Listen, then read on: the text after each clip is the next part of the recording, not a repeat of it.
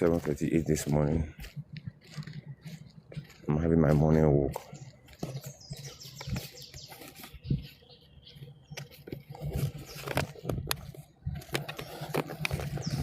Probably have a longer walk than before. I'm somewhere in Abuja,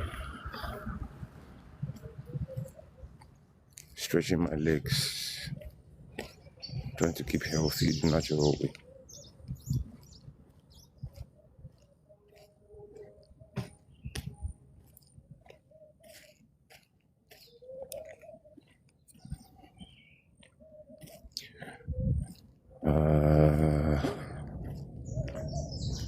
Health. What topic do I discuss while I walk this morning? Let's talk about body mass index. Let's talk about body mass index. I think that's the most applicable topic this morning. Body mass index. So when we talk about the body mass index, we are talking about units used to measure if a person is overweight or underweight or the average size for that person's height and weight. So it's a scale that we used to measure how healthy is this person's weight compared to the height. If you want to know, okay, what is the body mass index? It's calculated by, say, the weight of this person in kilograms divided by the square of the height of that person in the meters. So the unit which we don't usually focus on is kilograms per meter squared. That in itself explains what body mass index is, but I will still explain it because a lot of people still do not get it.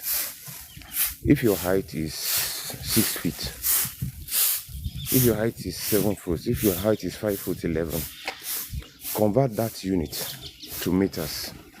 So you may get 1.3, you may get 1.4, you may get 1.5, you may get 1.9, 1.9 something. Now multiply time itself. So 1.9, which is my height, times 1.92 times 1.92. Whatever you get, take the weight and divide that weight. Let's say the weight is 90 kg. Divide that weight by the square, that is that 1.92 times 1.92 that you did before. You get that value. So we usually say 24.9 is the highest you can be normal.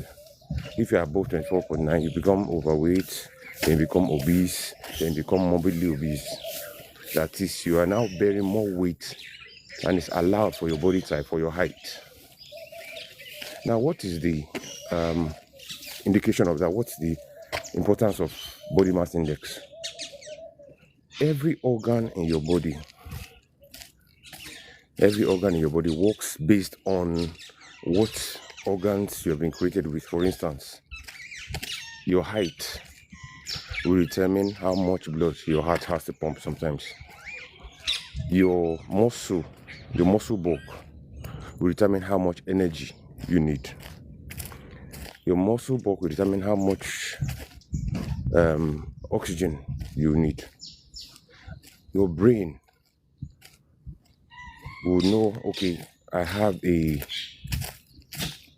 bigger muscle mass, I have lungs that can send oxygen around. So I can trigger the lung and say, look, this person is an athletic person, or this person is an obese person, or this person is a tall person, or this person is a short person.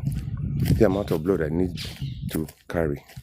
But if this person now becomes obese, that is, you have now made your body disproportionate, kind of. You're now putting more work on your heart. You're putting more work on your heart. You're putting more work on your joints because your bones bear the weight. We call them the weight-bearing organs. You're putting more weight on your bones. You're putting more weight on your knees to do what they usually do, but they are not designed to bear that extra weight. Now you're bearing more weight on your digestive system. You're bearing more weight on your liver, on your kidneys, on your heart, because you've added extra weight. So balance of systems in the body becomes difficult. Balance of systems in the body become an extra work. So because you are stressing the body, it's easy that the body will break down. So when we say BMI, well done, sir. Yes, sir. When we say BMI, we're not just talking about weight, height, no. We're talking about what weight is the right weight for this height. And we'll be able to see that, okay, for each height, there's a standard weight. For each weight, there's a standard height. So when you're talking about blood pressure, you're talking about hypertension, you're talking about diabetes, you're talking about stroke, you're talking about what else again? Irritable bowel syndrome, peptic ulcer, you're talking about liver disease, you're talking about heart disease, you're talking about what else again? Whatever disease you're talking about, whatever you're talking about, it's about the balance. And if you don't get the right weight, because weight is the one you can modify. You can modify your height naturally. I know people do height surgeries, but weight is the one you can modify naturally. So if you don't modify your height appropriately, there will be a problem.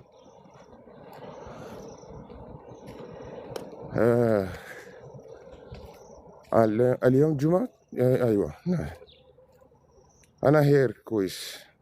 You cannot modify your height naturally, but your weight is what you can modify. And we know that if you can modify something, then it is easy to control. So when we're talking about weight management, we're talking about body mass index. It's important, side I see you, it's important that you look at it from another angle.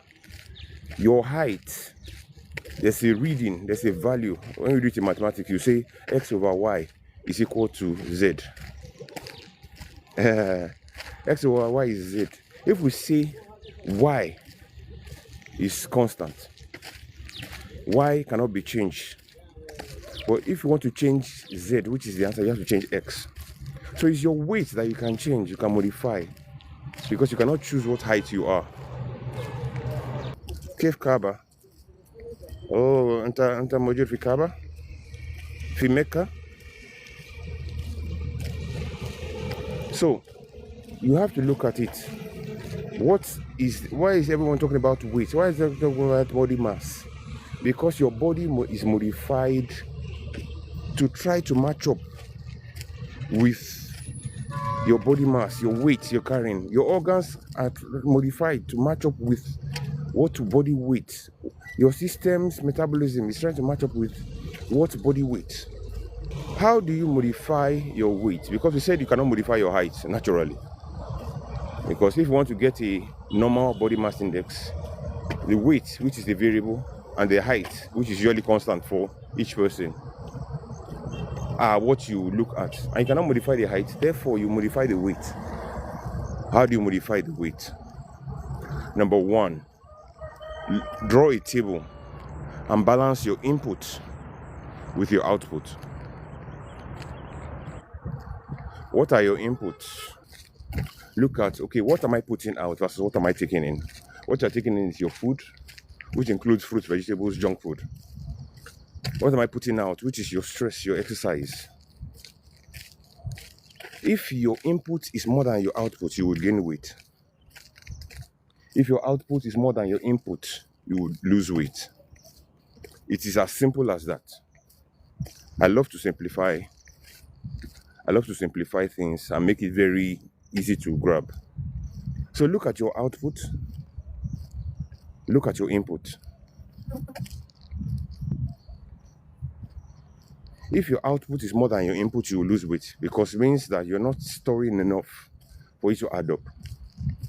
And if your input is more than your output, you will gain weight. So let's break it down further.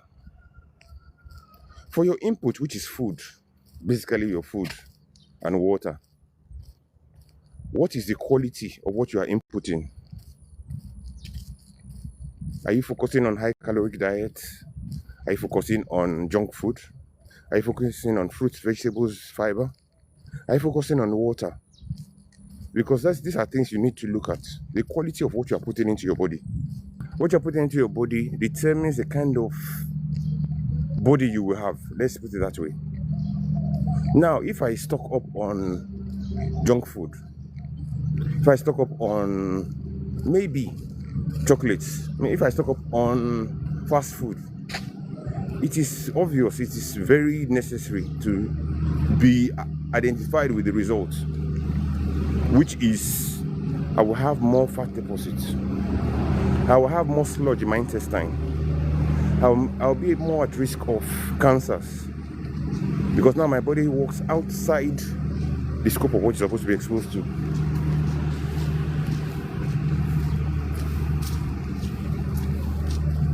So if I expose myself to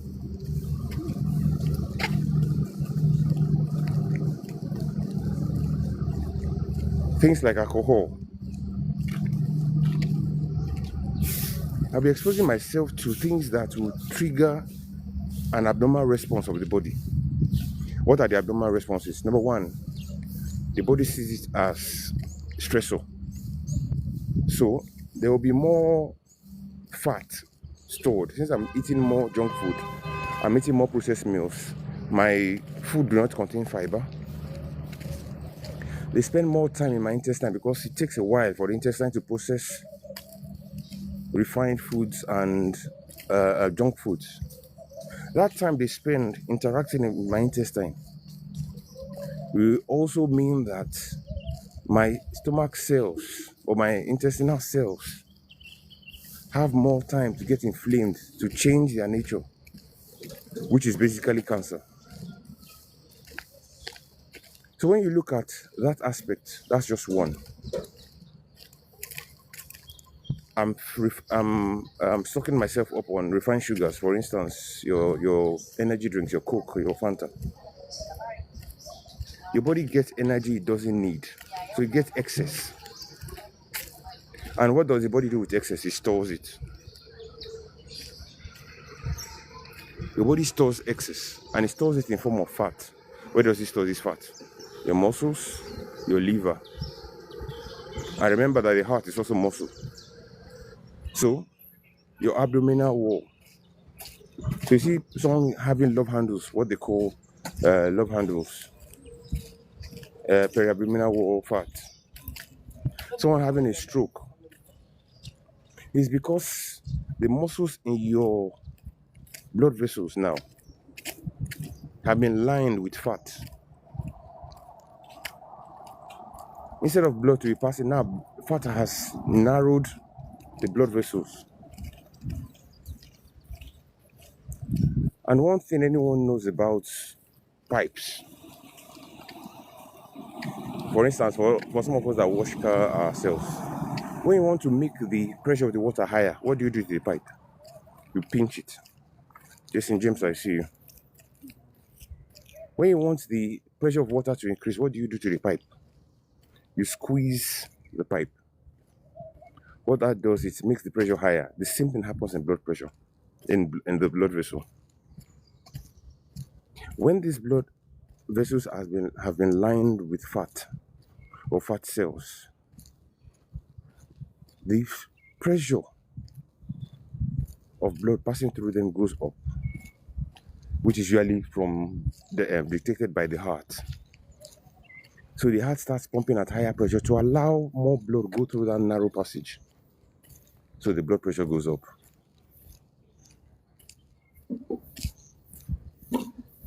Now, because the blood pressure goes up, the heart is working extra. And what does the heart do? It increases its muscle mass.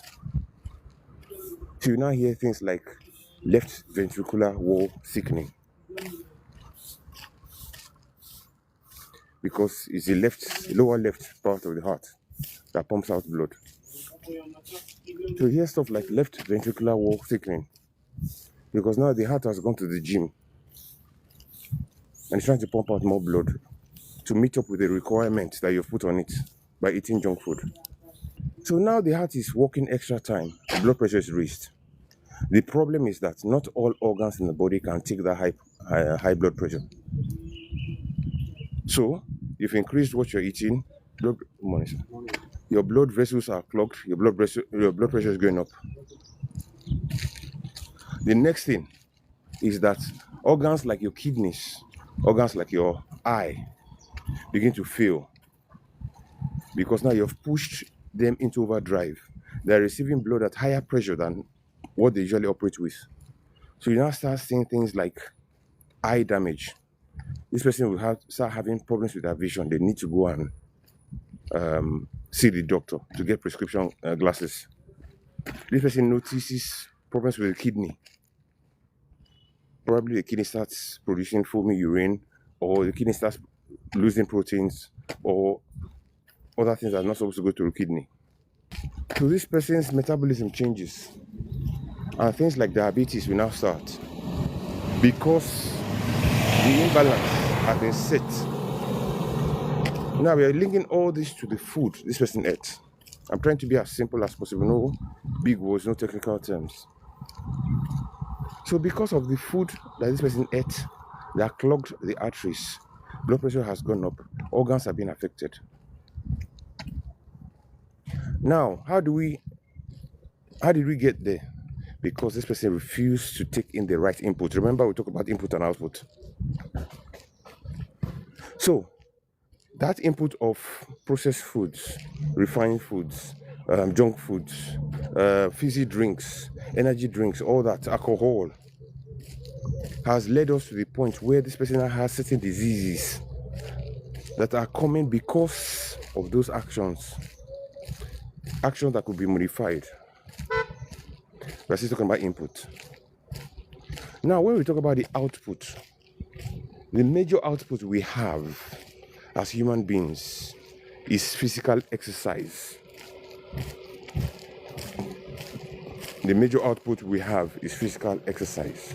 Now, when I say physical exercise, I'm not just referring to getting gym membership. I'm not just referring to sitting down or doing 2 hours or 3 hours push-ups. I'm not talking about jogging the whole street. I'm talking about moving your body so that this energy that you have stored will be used. Because things like fatty liver disease, things like fat in the blood vessel, I don't want to use big term. Things like stroke occur because fat has gone to store in the wrong place. If you're going to put fat in your blood vessels, you're going to put fat in your liver, you're going to put fat in the blood vessels of the brain, narrowing blood supply. Of course, the brain cannot do without blood, which is oxygen, which is energy, which is removal of waste. You need to move your body around, because it's when you move your body around that blood flows. We talk about blood pressure in two values. We say systolic over diastolic. We say 120 over 70. What does that mean? It means that if I say 120 over 70, it means that the pressure with which blood pumps out of the body, out of the heart, is 120 millimeter of mercury. That's the value in pressure. While the 70 is the blood pressure at which that blood returns to the heart. Now, because the heart has a muscle and it's high pressure, it's easy to pump blood by force out of the heart, down to the body, to the eyes, to the legs, to the arms, to the elbow, to the head, to the eyes, to the kidneys. It's easy because it's high pressure. But when this blood is coming back, the veins that bring blood back are not as muscular. These veins do not allow high pressure. They allow low pressure. So low pressure means that there's nothing forcing it back. So the veins have valves that allow blood. And what helps this valve to push blood back? Your muscles. The way you contract your muscle, the way you move is what allows the venous return, that is vein returning blood to the heart, so that you can collect oxygen. So when this heart is going out of the, when this blood is going out of the heart, it carries food from your intestine, carries sugar from your intestine, energy, proteins. It carries oxygen from your lungs that your body will use. It carries stored minerals, hormones, nutrition to all your organs, because your eye will use oxygen, your eye will use glucose. It carries all these things to the organs that need them. And when these organs use them, they use the oxygen, they use the energy, they use the glucose. The waste from the cells is pushed into the veins to take back the waste. For instance, carbon dioxide is taken back through the veins. The waste like lactic acid, which is processed energy. The waste like toxins from maybe drugs you used, maybe the kind of air you breathe that was not healthy, maybe the bacteria that entered your system that your immunity fought. This wants to go back into the blood and will flow out of your organs into the blood vessels, which are the veins. Now, we said that the veins contain valves, and your muscles, as they're squeezing, as you are moving them, they're helping these veins move blood in one direction back to the heart. If you do not move your muscles, how do you want to return this blood to your heart?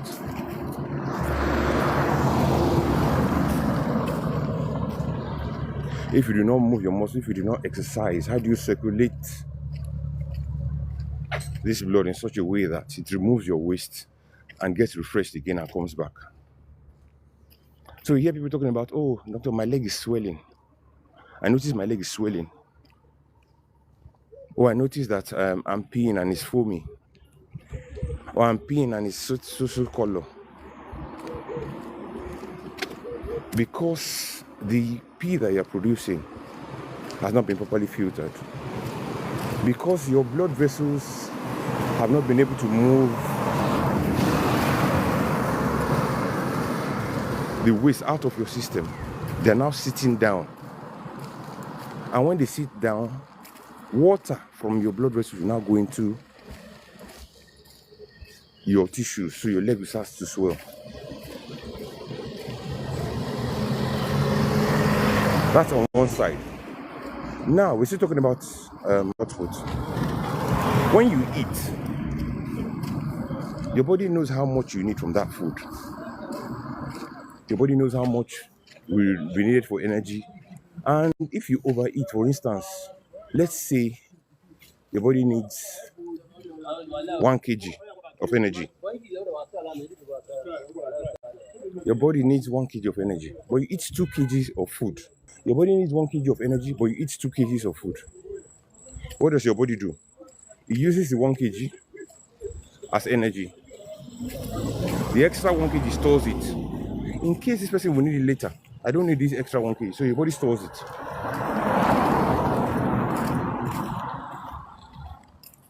So, your body needs 1 kg of energy, you take 2 kg of food, your body uses the 1 kg, stores the other as energy.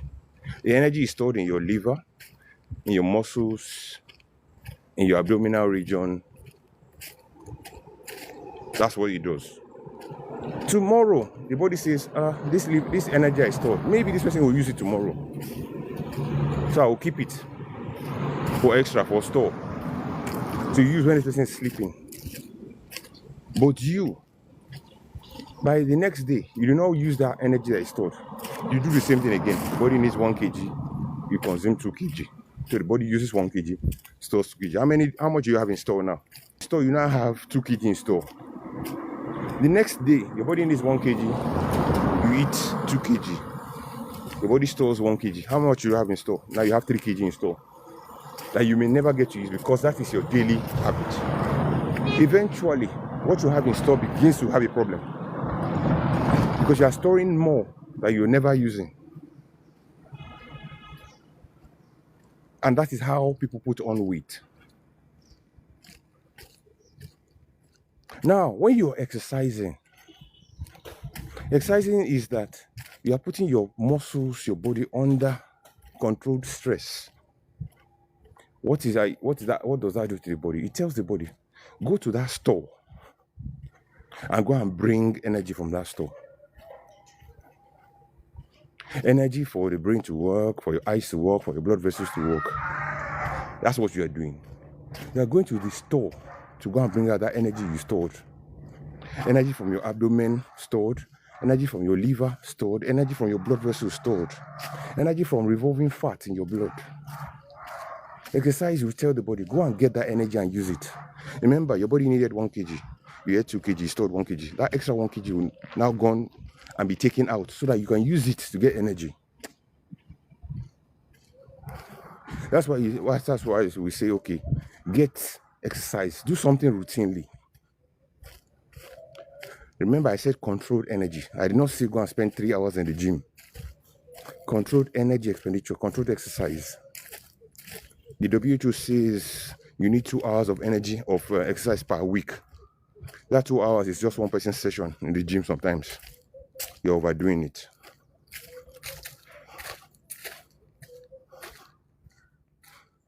So, controlled exercise will allow your body to take out the stored energy and use it. What does this do to the body? The fat deposit will reduce. Your muscles will get stronger because now they are losing the fat that is lying down between them. Your liver will get stronger because you are now removing the fat cells, the excess fat cells that disrupt the function of the liver. So when you hear someone saying, oh, they have non-alcoholic fatty liver disease, you've stored fat to the point that your liver is now being affected. So exercise now does what? It goes to the liver and takes out those cells and uses it to produce energy. So that's output. Now there are variable factors. I've talked about input, I've talked about output, I've talked about quality of input, I've talked about quality of output. There are variable factors that we look at. Are factors like sleep. Sleep is important because when you sleep, your body restores some of the wear and tear that has happened the previous day. Where's the wear and tear coming from? Physical exercise, exposure to chemicals, exposure to bacteria, exposure to harsh air, exposure. Your body kind of processes it and repairs while you sleep. And if your sleep is not, number one, relaxing, number two, restoring, you would not get the benefit of that sleep. So when we say, okay, as an adult, you should be sleeping 7.5 to 8 hours a night, it's because we know that in that 7.5 to 8 hours, you're going to have restoration and relaxation. Restoration, that is, I went jogging yesterday. I had some muscle tear, some pain in my joints. Or I went to work. I was exposed to the AC. I went to work, I stared at the computer screen for a while. While I'm sleeping, my body repairs that damage using the energy that was stored. That's restoration. Relaxation is that the stress of yesterday's work. I went to work, my Oga shouted for me for work, it's side eye for me. I did not meet my target yesterday, they queried me. Sleep allows me to rest and restore that stress and remove it from my system.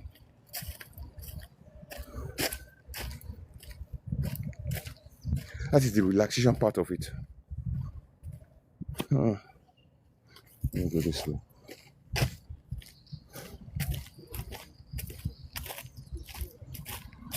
So, your sleep is important because it is where your body repairs, restores. You can modify your organs. I went to the gym yesterday. I had this muscle tear from pulling exercise or weightlifting or stretching or planking. So while I'm sleeping, my body can fix that. But if you don't get enough sleep, that means you carry over the previous day's stress. It means that you carry over the wear and tear from the previous day. Sleep is divided into 2 cycles. Science, we say it has like 15 minute cycles. The deep sleep and the light sleep. They have technical names for it. You hear of REM sleep and non-REM sleep. Rapid eye movement sleep, non-rapid. That's not for this talk. You have the deep sleep and the light sleep. During the deep sleep, the body does all this repair, all this fixing. Then the light sleep, it does all this relaxing, calming your muscles down, making you feel lighter, removing stress. So in the night, your body may rotate between those sleep cycles. Repair, rest, repair, rest. If you do not sleep properly, your body will not go through those cycles properly. And you wake up tired. So when you wake up and you have a headache, when you wake up you have body pain, or you wake up and you have back pain, or wake up you're not feeling like you slept well, or you wake up you're feeling tired, it's because your sleep was not restorative and was not relaxing. Simple, that's what it means. Apart from, okay, I slept in the wrong position, or I slept, all this is still because you did not get good sleep. So, if you are talking about sleep, that is sleep in its entirety. Now, water intake, because we didn't talk about water in input and output. Water intake. Your body is made up of 70% water. 70% of water. That is, only 30% of your body is muscle, tissue, bone, all these other things. 70% of water. What does that mean? It means that at any point in time, water is important for your organs to work. At any point in time, water is important for what? For your organs to work. Now, how much water do you lose in a day? Because as I'm talking, I'm losing water from my mouth. As I'm walking, I'm losing water from sweat. I go to pee. I'm losing water from my skin, my mouth, and my pee. Even my eyes that I'm blinking, air is taking away water from me. So, we've calculated that from what I pee, what I sweat, what I talk, I'm losing about 3.5 liters of water every day. It's about that. And it's expected that I replace that water. Morning, sir. Morning, sir. Yeah. It's expected that I replace that thing I'm losing.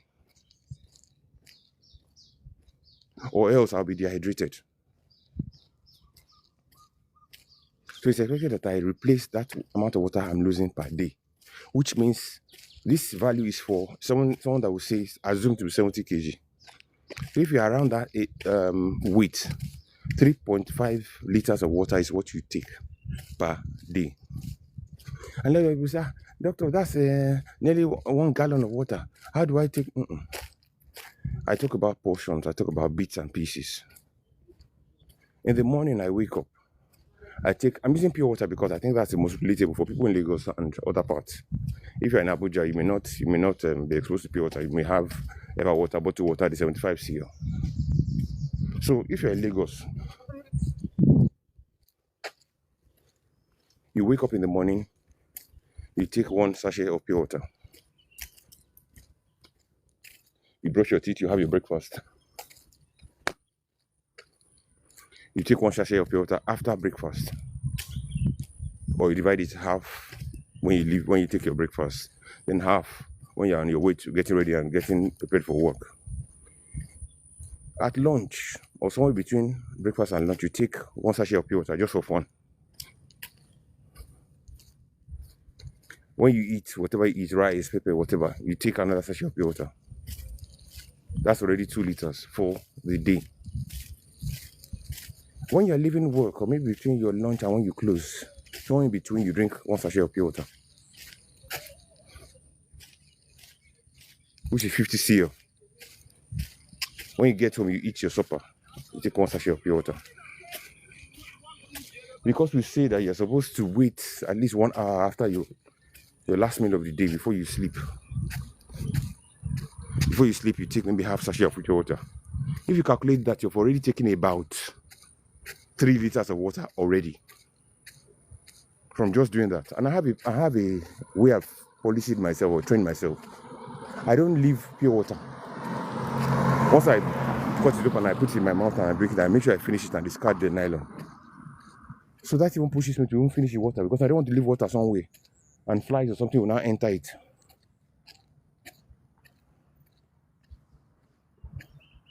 So why am I taking that much water? Because I know that by calculation, by study, I'm losing that much amount of water every single day. And what does that water do? It goes to dilute my blood, goes to my intestine to help me sift out nutrients, helps me balance my acid and base in my body, in my lungs, in my intestine, in my stomach. It helps me move hormones around in my body, in my blood. Helps me stay hydrated, helps me keep my skin smooth. Helps me, helps my kidney function in sieving out chemicals, sieving out waste. It helps my system. So I'm drinking that amount of water because that's what I'm losing. Why don't you? So I've talked about input, I've talked about output, I've talked about exercise, I've talked about sleep.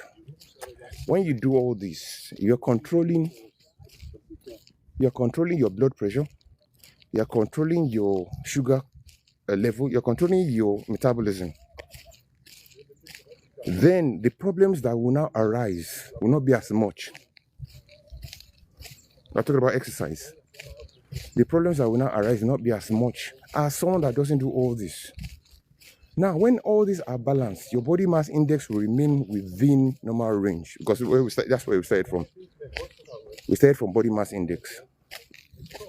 So your body mass index will stay within normal range, and your heart, your brain, your body, your intestine, your stomach will not be stressed. So things like diabetes, hypertension, stroke, intestinal, colorectal cancer, all these things will not occur as frequently as with someone that doesn't even maintain the most basic thing, which is body weight or body mass index.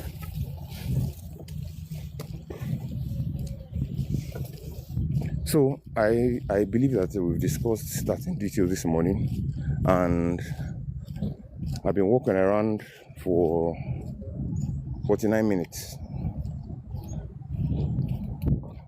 And I hope I have been able to break down why your body mass index, your weight, is important for your health.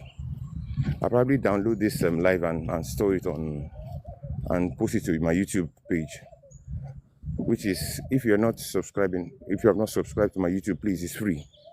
Dr. Temitakbe's Clinic, search it on your YouTube. You can watch this live all over again and have it on repeat.